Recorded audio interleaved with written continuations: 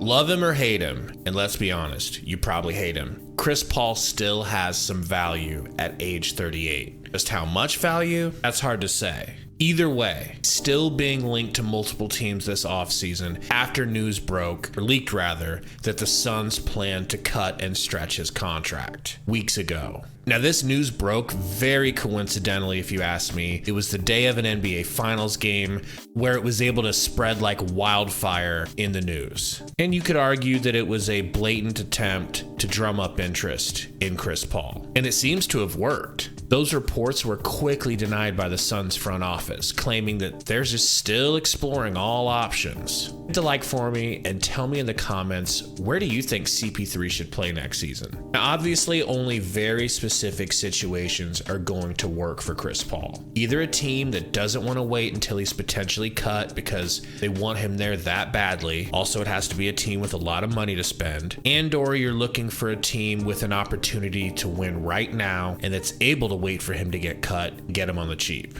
Which is why I'm shocked that he keeps getting linked to the Spurs by so many different sources. Sure, purely from a basketball fit, it makes a ton of sense. For the Spurs, it makes a ton of sense. A lot of people don't know this because they haven't been watching the San Antonio Spurs, but even through the losing, they've assembled a nice stable of young talent. Chris Paul is proven to be able to enter that sort of situation and in year one, take a talented group of youngsters to the 5th seed in the Western Conference. He did it during the bubble season with the Thunder, and he never stepped on young stars' toes like Shai Gilgeous-Alexander. Completely the opposite. He helped him shine. But not only do I see the majority of San Antonio fans wanting to vomit at the mere thought of Chris Paul being their point guard, Chris really seems to be willing to take a pay cut in order to win a ring. San Antonio is a very interesting, very fun team of the future, but they aren't expected to win anything in the next couple of years at least. Which brings me to the next team, constantly connected to the rapidly aging point guard. And this is one I could actually really see happening.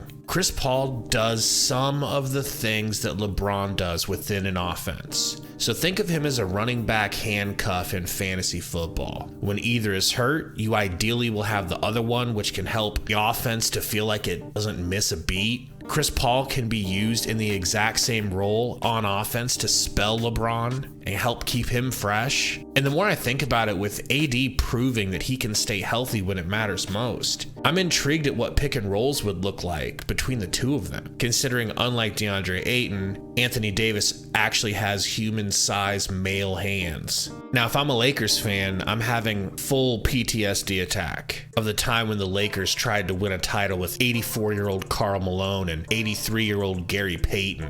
Or hell, when they tried to win a title with a geriatric version of Steve Nash. Having the three of them, Paul, LeBron, and AD, just seems like a catastrophe waiting to happen. But if the Suns go the route of cutting and stretching Chris Paul's money over 3 years, $5 million apiece, the Lakers become my favorite to sign Chris Paul. Now, if I were to actually put up money on where CP3 ends up, I think I would feel the most comfortable putting it on Phoenix Suns. Personally, I'm ready to move on if it comes to it, as a Suns fan. And I'm not saying this because I want him to go to Phoenix. When the news broke prematurely that the Suns quote-unquote waived Chris Paul, the best case scenario imaginable for the Suns was that they would do it in a way where he could be retained, but at a better price. The question put simply was he done gouging all NBA teams for as much money as he could possibly get at every point along the way of his career, and ready to allow his team to have enough financial mobility to help him get the ring that he claims to want so badly? As luck would have it for the Suns, though, it seems they're getting that wish, as he is reported as saying he really wants to stay in Phoenix and that's why he's there currently. The way I'm reading the situation, it's going to take something drastic to pry Chris Paul away from the Suns, because the opportunity to have him on a greatly reduced contract is a win-win for the Suns on the court and off. It helps the offense not miss a beat, and they'll be able to build depth, which is their Achilles heel.